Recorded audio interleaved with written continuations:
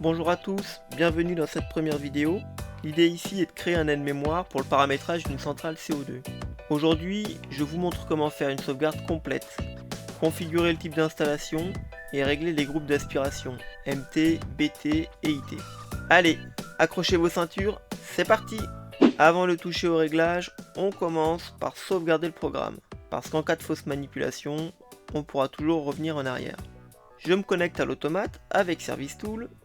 Je vais dans Configuration pour choisir le port de communication. Honnêtement, il n'y a pas de secret. Il faut tester jusqu'à trouver le bon et je vous rassure, ce n'est jamais le même. Technologie à induction, ça. Dans le menu Supervision, je note le numéro de version du logiciel. Ici par exemple, c'est la version 4.1. Je clique sur la clé anglaise, puis tout en bas, je choisis Sauvegarder, Restaurer. Là, je coche la case et l'on tombe alors sur le menu Backup et Copie. Mon astuce mémotechnique, c'est qu'on commence toujours par la sauvegarde, donc le bouton Backup est toujours en haut. Perso, j'aime bien rappeler les fonctions du régulateur. Exemple, Auto pour identifier l'automate principal, puis sa version, et j'ajoute aussi les étages de compression utilisés. Avec le bouton Imprimer, on peut aussi enregistrer les réglages en PDF. Et bien sûr, il y a aussi la démarche inverse, pour restaurer les réglages à partir d'une sauvegarde. Dans ce cas, on clique sur le deuxième bouton, Copie, et on va chercher le fichier de backup dans l'ordinateur. Maintenant, on peut commencer. Le premier menu permet simplement d'arrêter ou de mettre en route l'automate, tandis que le second menu sert à nommer le régulateur. Ensuite, on arrive dans le menu Choix type installation. La première ligne permet de définir l'application. HP veut dire qu'on régule la haute pression et IT signifie qu'il y a des compresseurs parallèles. Si ma centrale n'a que du positif sans compresseur parallèle, je choisis une centrale plus HP. En revanche, si j'ai une production positive et négative, je choisis booster plus HP. Et si en plus j'ai de la compression parallèle, alors le bon choix sera booster plus HP plus IT. Juste en dessous, on choisit la manière de réguler le gas couleur. Ça peut être par étage, mais dans la majorité des cas, c'est par la vitesse. Ici, je choisis un ventilateur pour avoir un signal 0,10 volts commun à tous les ventilateurs. Si l'installation dispose de récupération de chaleur, on a plusieurs options. ECS pour eau chaude sanitaire. Attention, ce choix ne permet pas de dégrader la centrale pour maximiser la récupération. Il y a aussi récupération de chaleur pour les applications de chauffage. Puis les deux. Si vous avez deux échangeurs, le premier sera toujours l'eau chaude sanitaire. Et enfin, le mode pompe à chaleur. La régulation de l'huile peut être gérée par l'automate, mais en général ce choix est réglé sur aucun. En dessous, les points de consigne peuvent être assistés, mais dans la pratique, je les ai toujours vus réglés en manuel. Sur la page suivante, on définit la régulation de puissance des compresseurs. Deux choix, AKD pour variateur de fréquence et CR2, ou réduction de culasse en tout ou rien. Dans la majorité des cas, on a un seul compresseur varié, donc on sélectionne un AKD plus compresseur simple. Ça donne une sortie 0,10 volts pour piloter soit des variateurs, soit les CR2 de Bitzer. J'indique le nombre de compresseurs et je fais pareil pour chaque étage. Ensuite, la première fonction commune permet d'ajouter un interrupteur pour arrêter l'automate. On définit aussi le type de sortie d'alarme et le fameux relais chien de garde, qu'on appelle aussi je suis vivant. Si l'on souhaite contrôler la bascule de consigne nuit par contact sec, il faut cocher oui à choix de nuit par DI. Enfin, pour visualiser sur l'automate le taux d'usage des compresseurs, il faut bien le renseigner juste en dessous. Allez, retournons dans le menu de configuration pour attaquer le groupe d'aspiration MT. Ici, on choisit le mode de référence de la BP flottante. Soit l'automate reçoit un signal extérieur 0,10 volts, soit le signal vient de la supervision via le bus. Dans la pratique, c'est presque toujours le deuxième cas. Donc on utilise la BP flottante avec le mode SP plus P0 optimisé plus nuit. Ensuite, on définit la température d'évaporation de base. Par exemple, avec des postes à 0 degré d'ambiance, sur une installation classique, on se met souvent autour de moins 10 degrés. Tandis qu'avec des éjecteurs liquides, ça sera plutôt autour de moins 3 degrés. Comme la BP flottante varie en fonctionnement, il faut borner la consigne. On renseigne donc une référence maxi et mini. Attention, si j'ai exclu les chambres froides du contrôle BP flottante, je dois faire des essais pour m'assurer que la référence haute n'empêche pas ces chambres d'atteindre leur température de consigne. La référence mini doit toujours rester au-dessus de la valeur de POM-DOM. Et l'offset de nuit alors? Franchement, le mieux c'est de ne rien mettre. On laisse la BP flottante faire son boulot, parce que si on force la consigne à remonter la nuit alors que les produits ne sont pas encore à température, on bloque la centrale. Résultat, un dépannage inutile qu'on aurait pu éviter. On retrouve la régulation de puissance définie tout à l'heure, ainsi que le nombre de compresseurs. On a aussi l'option arrêt compresseur externe, ça permet de couper tous les compresseurs d'un coup via une seule entrée automate. Juste en dessous, on a le mode réglage étage. Avec bon réglage, l'automate enclenche ou déclenche le compresseur dont le volume balayé est le plus adapté pour répondre à la demande. Avec 6 clics, il équilibre les temps de fonctionnement pour répartir l'usure. C'est intéressant si tous les compresseurs fixes sont de la même taille. On arrive au seuil de coordination MT-LT. Dans la pratique, on choisit souvent zone neutre. Ça veut dire qu'on autorise l'enclenchement des compresseurs positifs en zone neutre ou au-dessus. Je fais une petite parenthèse pour vous montrer que la zone neutre est par défaut de 5 degrés et peut être modifiée dans le menu principal comme je vous le présente à l'écran.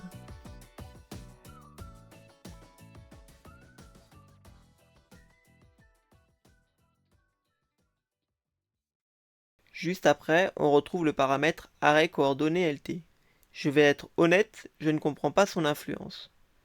De ce que j'ai pu observer, les deux variantes n'empêchent pas l'étage négatif de fonctionner lorsque l'étage positif est à l'arrêt par POM-DOM ou même en régulation. Je suis ouvert à toute remarque et je ne manquerai pas de faire un essai sur ma platine pour confirmer vos propos. Juste en dessous, on a la ligne arrêt compresseur en zone moins. Elle est généralement réglée sur non. À votre avis, pourquoi? C'est simple. Imaginez qu'il n'y a qu'un seul poste en demande. La centrale paraît surpuissante. Mais grâce au POM-DOM, elle peut continuer de tourner au minimum de sa capacité jusqu'à l'arrêt du dernier poste. Petite astuce. Faites le test avec le plus petit poste. Descendez progressivement la valeur du POM-DOM et vous verrez que la centrale peut rester en fonctionnement beaucoup plus longtemps. Et vous, qu'en pensez-vous? Quel réglage appliquez-vous le plus souvent? Passons aux paramètres de l'AKD, le variateur de vitesse. En général, le seuil minimal et le seuil de démarrage sont à 30 Hz. Ça assure une bonne lubrification et un refroidissement correct du compresseur. Le seuil haut, lui, varie entre 50 et 70 Hz selon l'intensité maximale que peut supporter le compresseur. Si vous avez un doute, ne dépassez pas les 50 Hz. Petit conseil, faites attention au couplage du compresseur lorsque l'on dépasse 60 Hz. Juste en dessous, on a la sélection facile PI, comme proportionnel intégral. Danfoss propose plusieurs pré-réglages de réactivité, du très lent au très rapide. En pratique, on utilise surtout les valeurs entre 4 et 6. Page suivante, on renseigne les volumes balayés des compresseurs. Ça sert à deux choses pour l'automate.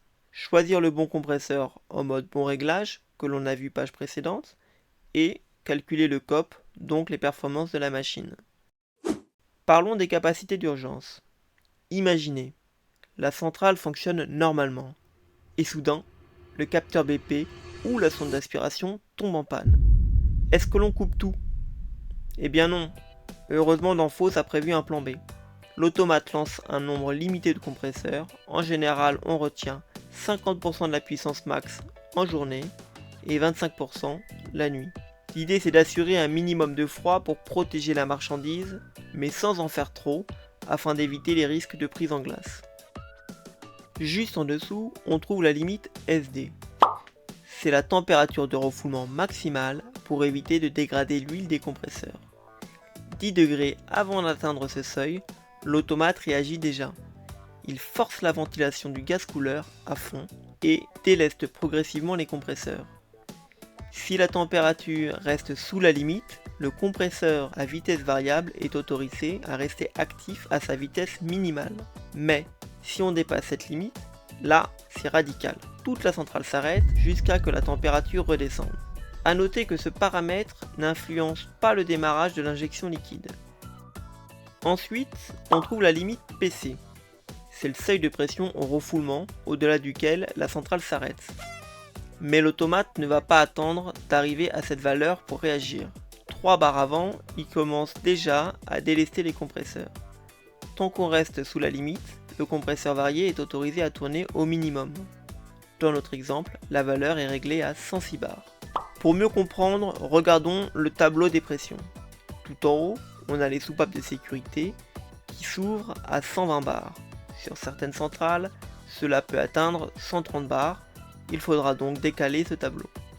Juste en dessous, le pressostat mécanique est réglé au maximum à 90% du tarage. Si on prend 120 bars, ça donne 108 bars. Pour laisser de la marge à l'automate, on place la limite PC en dessous à 106 bars, ce qui veut dire que dès 103 bars, le délestage commence. On voit donc une véritable cascade de protection avant l'ouverture des soupapes. Attention aux incohérences pour réguler la pression de sortie du gaz couleur. Je me souviens d'une mise en service où la consigne max du gaz couleur avait été réglée à 102 bars. Mais avec les pertes de charge, on dépassait 103 bars au refoulement. Et là, situation absurde. D'un côté, la régulation poussait pour monter en pression, de l'autre, la sécurité déclenchait le délestage pour la faire redescendre. Résultat, tous les compresseurs à l'arrêt, simplement à cause d'un mauvais paramétrage. C'est trop calme. J'aime pas trop beaucoup ça. Je préfère quand c'est un peu trop plus moins calme. Moralité, toujours vérifier la cohérence entre vos consignes et vos sécurités. Juste en dessous, on trouve la temporisation avant l'alarme haute pression. Puis le paramètre T0 mini limite. Si on descend trop bas, la centrale s'arrête. Attention, ce seuil doit toujours être réglé en dessous de votre pomme d'homme. Ensuite, vient les seuils hauts et les alarmes de surchauffe. On peut par exemple choisir 5 degrés et 25 degrés pour être prévenu tôt d'un problème. Je vous épargne les réglages d'anti-court-cycle et on se retrouve pour la régulation de l'injection de liquide à l'aspiration. Ici, la règle est simple. Il faut démarrer l'injection au moins 12 degrés en dessous de la limite SD. Pourquoi ? Parce qu'on veut injecter avant que la centrale ne commence à délester. Exemple concret. Si la limite SD est fixée à 150 degrés, la centrale déleste dès 140 degrés. Il faut donc paramétrer l'injection avant. Disons 132 degrés et l'on ajoute un différentiel de 5, ça permet de couper l'injection quand on repasse sous le seuil. En choisissant SH et SD, on ajoute aussi une condition de surchauffe minimale pour éviter un coup de liquide.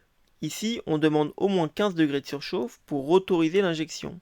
Et si ça redescend à 10 degrés, on bloque l'injection. On revient maintenant au menu principal pour attaquer les paramètres des autres étages de compression. Rassurez-vous, c'est très proche de ce qu'on a déjà vu. On reste sur P0 optimisé avec la BP flottante gérée par la passerelle via le bus et l'on encadre la consigne avec une valeur mini et maxi. On retrouve le mode réglage étage. Pour mémoire, si vos compresseurs sont identiques, on choisit cyclique. Sinon, on passe en mode bon réglage. Parlons maintenant du pomme d'homme. Petite devinette. Que se passe-t-il si on descend en dessous de moins 56 degrés ? Je vous laisse 3 secondes. 1, 2, 3. C'est la naissance de la fameuse carboglace. Autrement dit, du CO2 solide. Et croyez-moi, vous ne voulez pas retrouver un bloc de glace coincé dans vos lignes d'aspiration. Ensuite, on retrouve les paramètres du variateur de vitesse et le réglage facile, souvent compris entre 4 et 6 pour avoir plus ou moins de réactivité. Concernant les capacités d'urgence, cette fois-ci on met en général la même valeur de nuit et de jour. Pourquoi ? Parce que la puissance des compresseurs négatifs ne dépend pas de la température extérieure. La limite max SD est réglée plus bas que sur le positif, puisque le refoulement des compresseurs négatifs est forcément plus frais. Juste en dessous, on a la limite PC, c'est-à-dire la pression de refoulement qui arrête les compresseurs négatifs. Imaginez qu'on ait des soupapes tarées à 52 bars. Derrière, le pressostat de sécurité est réglé un peu en dessous à 46 bars, soit environ 90% du tarage. De l'autre côté, si on regarde la BP positive, elle peut monter jusqu'à 37 bars, ce qui correspond à peu près à 2 degrés. Il faut donc définir une valeur intermédiaire, par exemple 42 bars. Dans ce scénario, le délestage démarre dès 39 bars, histoire d'anticiper et d'éviter l'arrêt brutal de la centrale. Ensuite, on règle la T0 limite toujours au-dessus de moins 56 degrés pour éviter la formation de carboglace. Puis viennent les alarmes de surchauffe. Attention, certaines marques réchauffent le retour vapeur avec un échangeur, donc il ne faut pas régler le seuil alarme trop bas. Passons maintenant au compresseur IT. Les réglages sont similaires aux autres, sauf que les consignes seront définies plus tard dans le menu réservoir. Ici, privilégiez le mode bon réglage pour l'étagement, car la modulation de pression dans le réservoir doit être le plus précis possible. Ensuite, parlons de l'arrêt des compresseurs en zone négative. A votre avis, que vaut-il mieux privilégier? Option 1, choisir non. On laisse le compresseur actif à vitesse minimale jusqu'à atteindre la pression de pomme d'homme, qu'on appelle ici descente. Option 2, choisir oui. Ici, le compresseur s'arrête dès qu'il a passé un certain temps en zone négative, c'est-à-dire loin de sa consigne. S'il reste trop longtemps en zone négative, on considère qu'il est trop puissant et on l'arrête. Après l'arrêt du compresseur, il faut attendre que le signal de la VREC dépasse 30% pour autoriser à nouveau le compresseur parallèle. L'automate peut s'appuyer sur la VREC pour coller plus finement à la consigne. Résultat, une pression plus stable à l'entrée des détendeurs. Alors, que choisissez-vous? Oui ou non? Concernant la pression de refoulement PC, on garde la même logique que pour les compresseurs MT, avec une valeur inférieure au pressostat HP. La limite basse provoque aussi l'arrêt des compresseurs, par exemple si le réservoir descend en dessous de moins 2 degrés. Pour finir, un mot sur les alarmes. La T0 correspond à la pression du réservoir, donc la limite haute doit être en dessous de la soupape, mais au-dessus de la consigne max du réservoir. Exemple, si un réservoir a une soupape tarée à 60 bars, soit 23 degrés, on peut placer l'alarme à 18 degrés. C'est sécurisant tout en laissant de la marge à la régulation. Enfin, pour les alarmes de surchauffe, on peut choisir entre 5 et 40 degrés selon les installations. Voilà, c'est terminé pour cette première vidéo. Dans la suivante, on verra ensemble les derniers menus, avec notamment la régulation du gaz couleur, de la vanne HP et le contrôle du réservoir. Si cette vidéo vous a plu, un petit message d'encouragement me ferait super plaisir. Merci à vous et à très vite pour la suite.